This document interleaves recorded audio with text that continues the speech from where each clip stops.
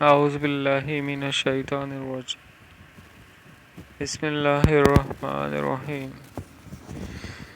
اللہم صلی علی سیدنا و مولانا محمد وعلی آلہ و صحبہ وبارک وسلم۔ میں نے سوچا آپ لوگوں سے کچھ باتیں شیئر کر لی جائیں، جو حالات ہیں، جس طرح کی زندگی ہم لوگ گزار رہے ہیں، اس حوالے سے آپ سے کچھ بات شیئر کر لی جائے۔ مسلمان ہونے کا دعویٰ تو ہم لوگ کرتے ہیں، نبی پاک صلی اللہ علیہ وسلم سے بھی عشق کے بڑے بڑے دعوے کرتے ہیں، عاشق رسول صلی اللہ علیہ وسلم کا دعویٰ کرتے ہیں، کس طرح کے دعوے تو کرتے ہیں، لیکن حقیقت کیا ہے؟ حالات کیسے ہیں؟ موجودہ حالات کیسے ہیں؟ کس طرح کی زندگی ہم لوگ گزار رہے ہیں؟ کر کیا رہے ہیں ہم لوگ؟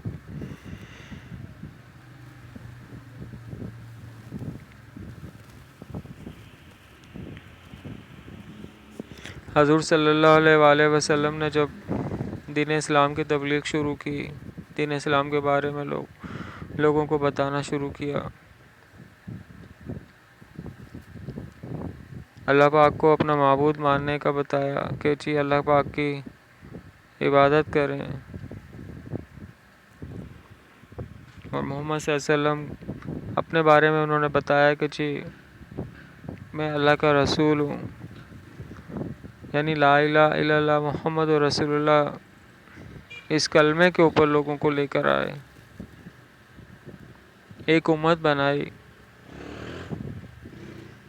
امتی کا لقب دیا کہ جی میری امت ہی ہے، میری امت ہے یہ،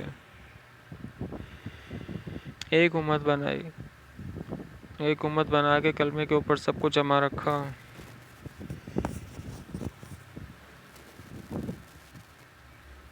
آپ صلی اللہ علیہ وآلہ وسلم پڑھے لکھے نہیں تھے، یعنی کوئی یونیورسٹی کی، کوئی کالج کی، کسی دینی ادارے کی کوئی ڈگری نہیں تھی ان کے پاس، لیکن اللہ تعالیٰ نے انہیں علم عطا کیا، پھر انہوں نے مسلمانوں کو بتانا شروع کیا،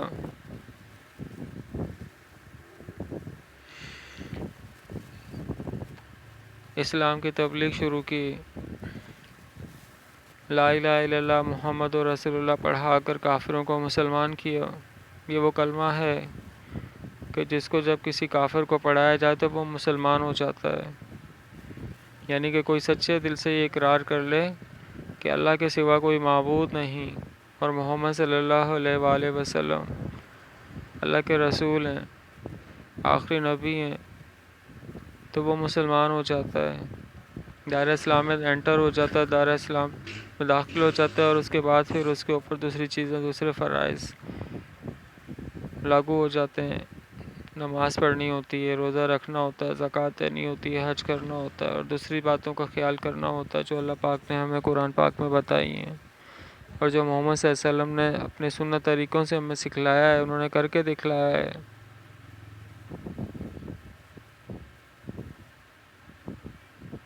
یعنی انہوں نے ایک امت کو اکٹھا کیا، ایک امت بنائی،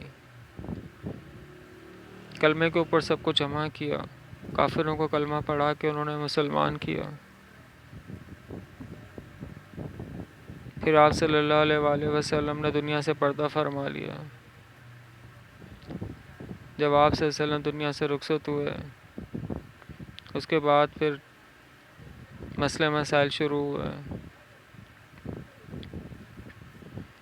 آپس میں بھی لڑائیاں شروع ہو گئیں۔ امام حسین رضی اللہ تعالیٰ عنہ کا واقعہ دیکھ لیں، ان کو شہید کرنے والے کوئی یہودی یا عیسائی تو نہ تھے، کافر تو نہ تھے، کلمے والے ہی تھے، لیکن وہ کلمے والے دیکھ لیں کہ کس حد پہ چلے گئے، کس حد پہ چلے گئے وہ، کہ جو لا الہ الا اللہ محمد رسول اللہ کا بھی اقرار کر رہے ہوں، اور ان کا علم آپ دیکھ لیں کہ وہ کس لیول پہ چلے گئے اپنے علم کے حساب سے، کہ انہوں نے امام حسین رضی اللہ تعالیٰ عنہ کو ہی شہید کر دیا. اتنا بھی احساس نہ کیا، اتنا بھی خیال نہ کیا کہ ان کا رشتہ نبی پاک صلی اللہ علیہ وآلہ وسلم سے کیا ہے. ان سے رسول پاک صلی اللہ علیہ وآلہ وسلم کتنی محبت کیا کرتے تھے. یہ ان کے علم کا اندازہ آپ لگا لیجیے. کیسے کیسے لوگ آئے، کیسے کیسے کام کیے، جبکہ اللہ تعالیٰ نے قرآن پاک میں بھی بتا دیا کہ نبی پاک صلی اللہ علیہ وسلم آخری نبی ہیں، ان کے بعد کوئی نبی نہیں آئے گا. اور رسول پاک صلی اللہ علیہ وسلم کی بھی زندگی کی مثالیں سامنے ہیں. پھر بھی لوگوں نے بھی جھوٹے نبوت کے بھی دعوے کیے. پھر لوگ جو ہے اپنے اپنے طریقے بنانا شروع کر دیے. نبی پاک صلی اللہ علیہ وآلہ وسلم نے جو ایک امت بنائی تھی، کلمے کے اوپر جمع کیا تھا، اس امت اس کلمے کو ٹھکرا کے جو ہے وہ لوگوں نے اپنے اپنے راستے جدا کرنے شروع کر دیے، اپنے اپنے طریقے بنانا شروع کر دیے.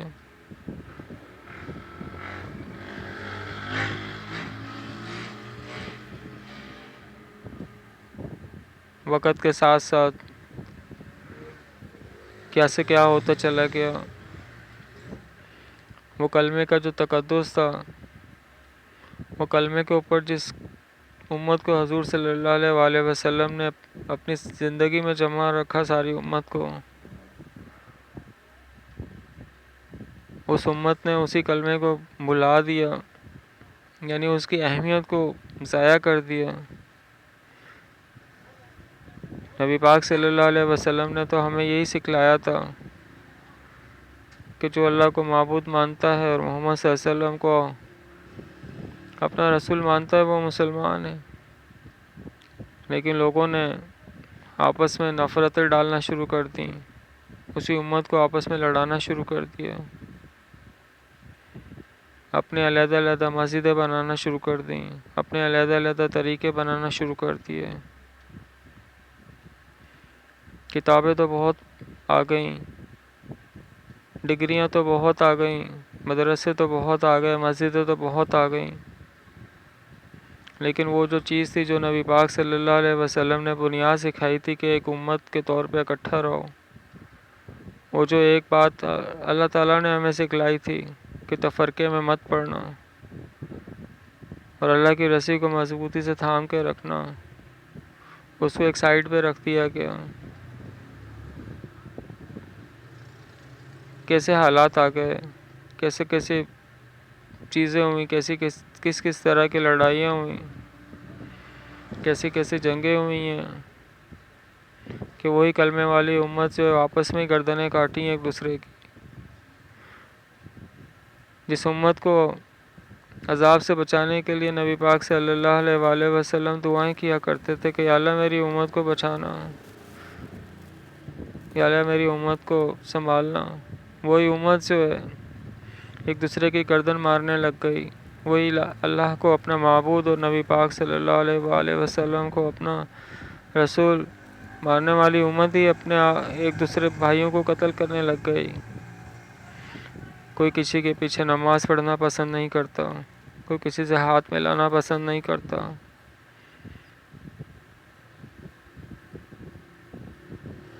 کیسے حالات آ گئے.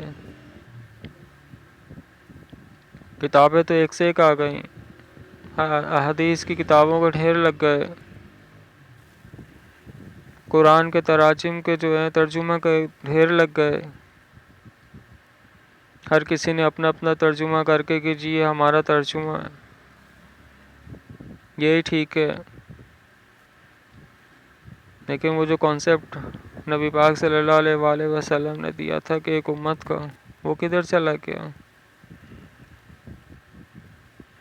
علم تو اتنا آ گیا، کتابیں تو اتنی آ گئیں، اتنی ڈگریاں آ گئیں، لیکن وہ جو حضور صلی اللہ علیہ وآلہ وسلم کے سنت طریقہ تھا کہ امت بنا کے اکٹھا رکھنا، وہ کہاں چلا گیا. وہ جو اللہ کا حکم تھا کہ تفرقے میں نہیں پڑنا، ایک امت بن کے رہنا وہ کہاں چلا گیا؟ درس نظامی کے کورس آ گئے تو مدرسوں کو بھی ڈھیر لگ گئے، مساجد کے بھی ڈھیر لگ گئے، لیکن نبی پاک صلی اللہ علیہ وسلم کے سنت طریقے کدھر چلے گئے؟ کیا داڑھی شریف رکھنا، امامہ شریف پہننا اور سفید کپڑے یا لباس پہن کے جو ہے تبلیغ کے لیے نکل جانا، کیا یہی سنت ہے؟ نبی پاک صلی اللہ علیہ وآلہ وسلم نے کبھی سود کے پیسے سے، کبھی حرام کے پیسے سے کوئی مسجد بنائی؟ آج مسجدیں جو بنتی ہیں ان میں کس طرح کا پیسہ شامل ہوتا ہے؟ مدارس جو بنتے ہیں ان میں کس طرح کا پیسہ شامل ہوتا ہے؟ کبھی اندازہ لگایا آپ لوگوں نے؟ جب دنیا کا نظام ہی سود پہ چل رہا ہو جو اللہ سے جنگ کے برابر ہے، محمد صلی اللہ علیہ وآلہ وسلم نے کبھی سود کے اوپر کام کیا کیا؟ کہیں سے ثابت ہے یہ ان کی سنت ہے؟ جو ملک ہی پورا سود پہ چل رہا ہو، قرضے میں ڈوبا ہوا ہو،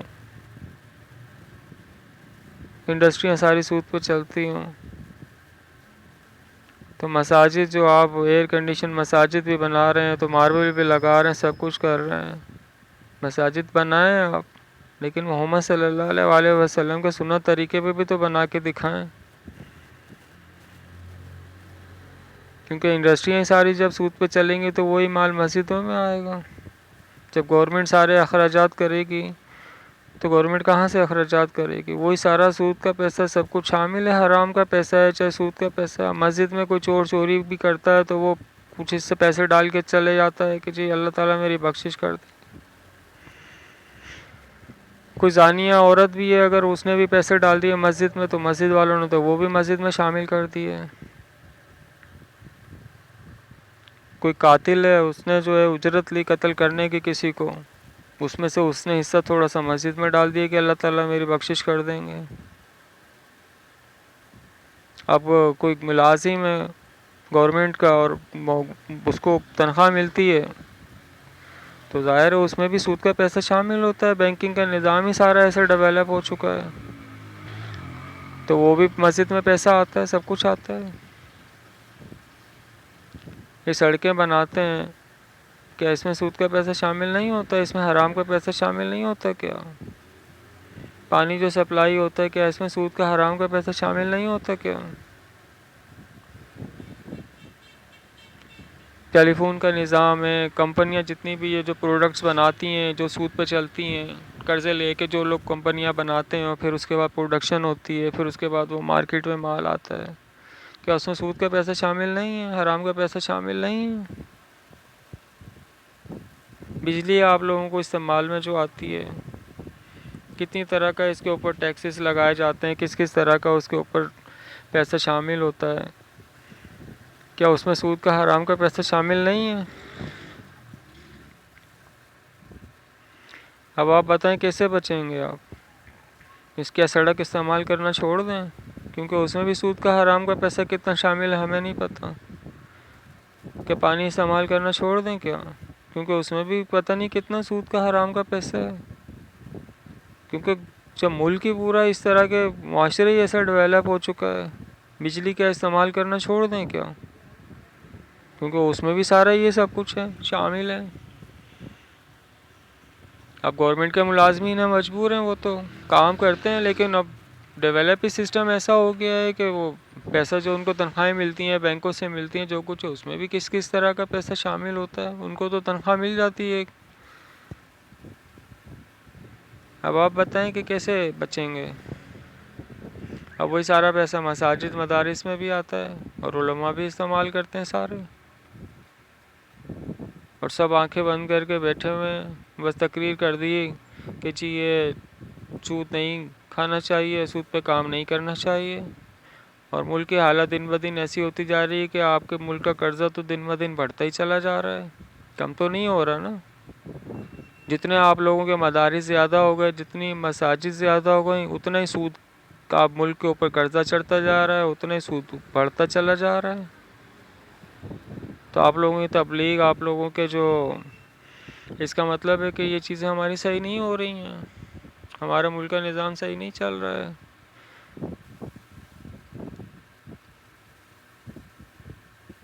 اور پھر ہم کلیم کریں کہ جی ہم کسی اور کے ساتھ نماز نہیں پڑھتے، ہم کسی اور کے ساتھ کام نہیں کر سکتے، ہم کسی اور کے پیچھے جو ہے نا ہم کسی اور کے ساتھ عبادت نہیں کر سکتے۔ یعنی مدارس مدرسے میں آپ حرام کا پیسہ لگا رہے ہو، آپ ناجائز پیسہ لگا رہے ہو، سب کچھ کر رہے ہو، وہ سب کچھ جائز ہے آپ کے لیے۔ صرف نماز جائز نہیں ہے دوسرے مسلمان بھائی کے ساتھ کہ جو اقرار کرتا ہے کہ میں اللہ کو اپنا معبود مانتا ہوں، محمد صلی اللہ علیہ وآلہ وسلم کو میں اپنا رسول مانتا ہوں، وہ اقرار کرتا ہے اس بات کا۔ آپ پوچھ کے دیکھ لیں اس سے کہ وہ کیا اس بات کا اقرار کرتا ہے کہ نہیں، کیا وہ محمد صلی اللہ علیہ وآلہ وسلم کا امتی ہے کہ نہیں، آپ پتہ کر کے دیکھ لیں۔ وہ کہتا ہے کہ جی میں نبی پاک صلی اللہ علیہ وآلہ وسلم کا امتی ہوں، تو پھر آپ اس کے پیچھے نماز کیوں نہیں پڑھتے؟ اپنا گریبان بھی تو چھانکیں، اپنے گریبان میں بھی دیکھیں کہ آپ کتنا حرام کا پیسہ کھا رہے ہو، کتنا آپ سود کا پیسہ کھا رہے ہو، کتنا آپ زنا کا پیسہ کھا رہے ہو۔ کیا مساجد کا مدارس کے گلک چیک کیے ہیں کہ کیسا مال آتا ہے، کس طرح کا پیسہ آتا ہے، کبھی چیک کیا؟ یہ جو ہمارے معاشرے کی حالت ہے، کیسی حالت ہے ہمارا معاشرہ، ملک کی حالت کیسی ہے؟ انٹرنیٹ پہ کیا کچھ ہو رہا ہے، کیا دنیا کو نہیں پتہ پاکستان کا دنیا میں کیا مقام ہے، پاکستان کے پاسپورٹ کی دنیا میں کیا عزت ہے، پاکستان کی کرنسی دنیا میں کس مقام پہ چلی گئی ہے؟ کیا دنیا کو نظر نہیں آتا کہ مسلمان اور پاکستان والے کیا کرتے ہیں؟ اور پھر ہم ایک دوسرے کو تانا زنی کریں یا ایک دوسرے کو ہم بولیں کہ جی ہم اپنے آپ کو اتنا اچھا مسلمان سمجھیں کہ جی ہم کسی کو نماز کے قابل ہی نہ سمجھیں کہ جی اس کے ساتھ ہم نماز پڑھیں۔ یہ دھوکہ دینا نہیں ہے کیا؟ یہ کیا ہو کیا رہا ہے؟ یہ خود ہی سوچیں، خود ہی فیصلہ کریں کہ کر کیا رہے ہیں۔ اپنے آپ کو دھوکہ دے رہے ہیں یا عوام کو دھوکہ دے رہے ہیں یا اللہ کو دھوکہ دے رہے ہیں یا رسول پاک صلی اللہ علیہ وآلہ وسلم کو دھوکہ دے رہے ہیں؟ کس کو دھوکہ دے رہے ہیں؟ دعوے تو کرتے ہیں کہ جی ہم عاشق رسول صلی اللہ علیہ وآلہ وسلم ہیں،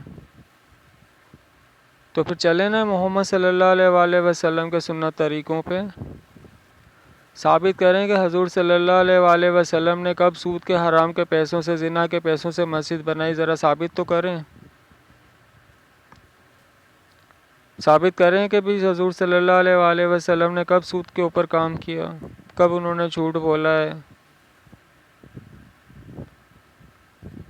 اپنی جماعتوں میں یا اپنی چیز اس پہ بھی غور کریں کہ جی ہمارے اندر کتنے لوگ ہیں کہ جو زنا بھی کرتے ہیں، لوگ جھوٹ بھی بولتے ہیں، لوگ سود پہ کام بھی کرتے ہیں، سب کچھ کرتے ہیں۔ مساجد جو ہیں، وہ مدارس جو ہیں، وہ سود کے اور حرام کے پیسوں سے بنائی جاتی ہیں۔ کس کس طرح کے مال سے مساجد بنائی جاتی ہیں، اور پھر دعوے ہوتے ہیں کہ جی ہم تو بہت اچھے عاشق رسول صلی اللہ علیہ وآلہ وسلم ہیں، اور پھر ہم جو ہے کسی اور کے ساتھ نماز بھی پڑھنے کا وارہ نہیں کرتے، جبکہ وہ بھی دوسرا بھی کہہ رہا ہوتا ہے کہ میں بھی امتی ہوں رسول پاک صلی اللہ علیہ وآلہ وسلم کا۔ اور یہ بات بھی انڈرسٹوڈ ہے، یہ بات کنفرم ہے کہ اللہ کا جو کلام ہے، قرآن ہے، وہ قیامت تک نہیں بدل سکتا۔ جو احکامات اللہ تعالیٰ نے بتا دیے قرآن میں، وہ اب قیامت تک نہیں بدلیں گے۔ نبی پاک صلی اللہ علیہ وسلم کے دور میں بھی وہی احکامات تھے اور آج بھی وہی احکامات ہیں، وہی قرآن ہے۔ اور نبی پاک صلی اللہ علیہ وآلہ وسلم نے جو سنت طریقے جو آپ صلی اللہ علیہ وسلم نے کر کے دکھا دیے، وہی تا قیامت اب وہی طریقے چلیں گے، چاہے نکاح کا طریقہ ہو۔ اب کوئی کس طرح سے نکاح کر کے اپنے راستے بنا کے بیٹھا ہوا ہے، کوئی کیسے نکاح کرتا ہے اپنے راستے بنا کے بیٹھا ہوا ہے، تو کریں نا نکاح۔ حضور صلی اللہ علیہ وآلہ وسلم سے محبت ہے تو ان کے طریقے پہ نکاح کریں، ان کے طریقوں پہ چلیں۔ نماز کا طریقہ ہے، محمد صلی اللہ علیہ وآلہ وسلم نے جیسے نماز پڑھی، اگر عشق ہے ان سے تو ان کے طریقے پہ چلیں، ان کے طریقے سے نماز ادا کریں، جس طرح وہ نمازیں ادا کیا کرتے تھے 5 وقت کی، اس طریقے سے نماز ادا کریں۔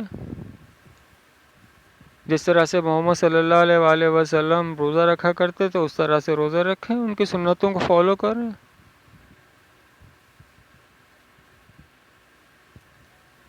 سمجھ میں بات نہیں آتی ہے۔ میں نے ایک پمفلٹ بنایا جس میں کلمہ شریف لکھا، جس میں اللہ پاک نے یہ جو آیت قرآن میں بتائی وَاعْتَصِمُوا بِحَبْلِ اللَّهِ جَمِيعًا وَلَا تَفَرَّقُوا، یہ آیت اس میں لکھی، لا الہ الا اللہ محمد رسول اللہ اس میں لکھا کہ نبی پاک صلی اللہ علیہ وسلم نے مسلمانوں کو ایک امت کے طور پہ اکٹھا کیا، یہ اس میں لکھا، اور میں نے مساجد میں لے جا کے دیا کہ یہ بانٹنے کے لیے ہے، یہ مساجد میں لگانے کے لیے ہے۔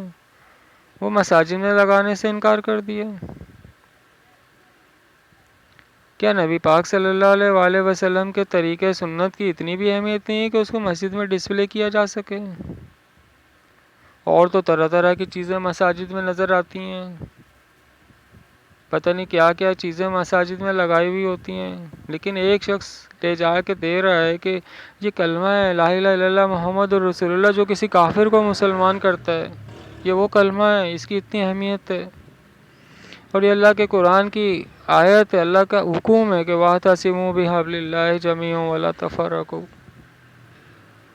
اس کی بھی کوئی اہمیت نہیں ہے کیا؟ اور نبی پاک صلی اللہ علیہ وآلہ وسلم کا جو سنت طریقہ ہے کہ امت کے بن کے سب اکٹھے رہیں، اس کی بھی کوئی اہمیت نہیں ہے کیا؟ کیا یہ درس نظامی کر کے، یہ احادیث کی کتابیں پڑھ کے، یہ علماء کے کورس کر کے، کیا اتنے زیادہ عالم بن گئے کہ اللہ کے کلام کی بھی اہمیت ختم ہو گئی؟ نبی پاک صلی اللہ علیہ وآلہ وسلم کا سنت طریقہ جس پہ انہوں نے امت کو اکٹھا کر کے رکھا تھا، مسلمانوں کو اکٹھا کر کے رکھا تھا، اس کی بھی اہمیت ختم ہو گئی، اور علم اتنا حاصل کر لیا کہ اب وہ سود کے اور حرام کے ہر طرح کے پیسے مساجد مدارس میں لگا کے، اور پھر اتنے متقی پرہیزگار بنے کہ دوسرے مسلمانوں کے ساتھ جو کہتے ہیں کہ ہم امتی ہیں رسول پاک صلی اللہ علیہ وسلم کے، ان کے ساتھ نماز بھی ادا نہ کریں۔ کیا یہ اسلام ہے؟ کیا یہ دین ہے؟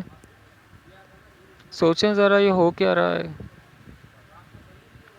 سب اپنے آپ کو دیکھیں کہ ہم کر کیا رہے ہیں، ہم کس کے طریقوں پہ چل رہے ہیں، کیونکہ اللہ پاک کے احکامات قیامت تک نہیں بدلیں گے، اور نبی پاک صلی اللہ علیہ وآلہ وسلم نے جو کر کے دکھلا دیا، جو سنت طریقے ہیں ان کے، انہی کو فالو کرنا ہے، وہ طریقے بھی قیامت تک نہیں بدلیں گے۔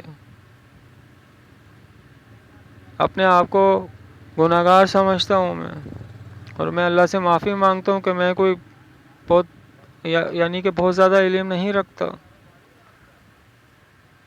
مجھے تو جو بھی سمجھ آتی ہے کہ یہ بندہ اپنے آپ کو نبی پاک صلی اللہ علیہ وآلہ وسلم کا امتی کہلاتا ہے، میں نماز ادا کر لیتا ہوں ان کے پیچھے، کیونکہ مجھے محمد صلی اللہ علیہ وسلم کی کلمے کی عزت کرنی ہوتی ہے، کیونکہ وہ کلمہ لا الہ الا اللہ محمد رسول اللہ کا اقرار کر رہا ہے، وہ کہہ رہا ہے کہ میں معبود اللہ کو مانتا ہوں، اللہ کی عبادت کرتا ہوں، اور محمد صلی اللہ علیہ وآلہ وسلم کو اپنا رسول مانتا ہوں، تو میں اس کلمے کی رسپیکٹ کرتا ہوں، میں اس شخص کی رسپیکٹ بعد میں، اس کلمے کی رسپیکٹ پہلے کرتا ہوں، باقی اس کے اعمال کیا ہیں وہ اللہ بہتر جانتا ہے۔ میں اس کلمے کی نسبت سے نماز ادا کرتا ہوں، لیکن مجھے سمجھ نہیں آتی کہ جو لوگ خود اتنے گناہوں میں، اتنے اعمال اپنے خود چیک کر رہے ہیں، میں کسی فرد کا نام لے کے نہیں کہہ رہا کہ فلانا شخص ایسا ہے یا فلانا شخص ایسا ہے، میں سب مسلمانوں سے جو بھی نبی پاک صلی اللہ علیہ وسلم سے محبت کا، عشق کا دعویٰ کرتے ہیں، میں ان سب سے بات کر رہا ہوں۔ میں کسی کو کافر نہیں کہہ رہا کہ جو اپنے آپ کو کہتا ہے کہ جی میں رسول پاک صلی اللہ علیہ وآلہ وسلم کا امتی ہوں، میں اس کو کافر نہیں کہہ رہا۔ جو بھی اپنے آپ کو امتی سمجھتا ہے، ان کا اپنے آپ کو ان کے برابر نہیں سمجھتا، بلکہ ان کا امتی بن کے رہنا پسند کرتا ہے، میں ان سب کی رسپیکٹ کرتا ہوں۔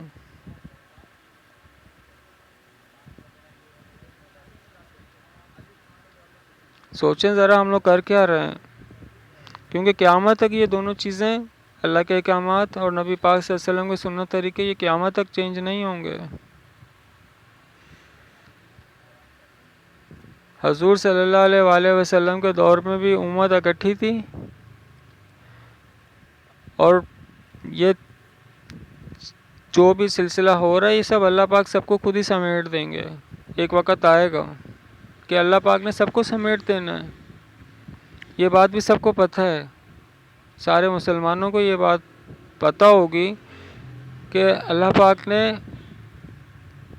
پھر نبی پاک صلی اللہ علیہ وسلم کے سامنے ساری امت کو اکٹھا کرنا ہے شفاعت کے لیے. شفاعت کے لیے جب اکٹھے ہوں گے تو پھر یہ الگ الگ مساجد اور مدارس کے طور پہ جمع نہیں ہوں گے کہ یہ فلانے کی مسجد والا، یہ فلانے کی جو ہے نا پیچھے نماز پڑھنے والا ہے. پھر ایک امت کے طور پہ شفاعت کے لیے جمع ہوں گے کہ سب سفارش کی طلب میں ہوں گے کہ حضور صلی اللہ علیہ وسلم ہماری سفارش کر دیں، ہماری شفاعت کر دیں. اللہ پاک نے سب کو خود ہی سمیٹ دینا ہے، سب کو خود ہی جو ہے سنبھال لینا ہے. مجھے کسی سے کوئی کرنے کی ضرورت نہیں ہے، بس میں آپ لوگوں کے سامنے سچائی رکھ رہا ہوں کہ سچائی دیکھیں کہ سچائی ہے کیا اور دکھاوا کیا ہے. خدا را جو بھی اچھا کرے گا وہ اپنے لیے کرے گا، اور جو برا کرے گا وہ خود ہی اللہ تعالیٰ اس کو اس کا اجر دے دیں گے. کہ اللہ کو ہمارے دلوں کا حال نہیں پتہ؟ اللہ تو ہر چیز کو جانتے ہیں، کون کتنا نیک ہے اور کون کتنا بدکار ہے، اللہ تو سب کو جانتے ہیں. میری سب سے یہی درخواست ہے، سارے مسلمانوں سے یہی درخواست ہے کہ قرآن کو فالو کریں، اللہ پاک کے بتائے ہوئے احکامات کو فالو کریں، اور ایک امت بن کے نبی پاک صلی اللہ علیہ وآلہ وسلم کے طریقے پہ چلیں، نبی پاک صلی اللہ علیہ وسلم کے سنت طریقے پہ چلیں.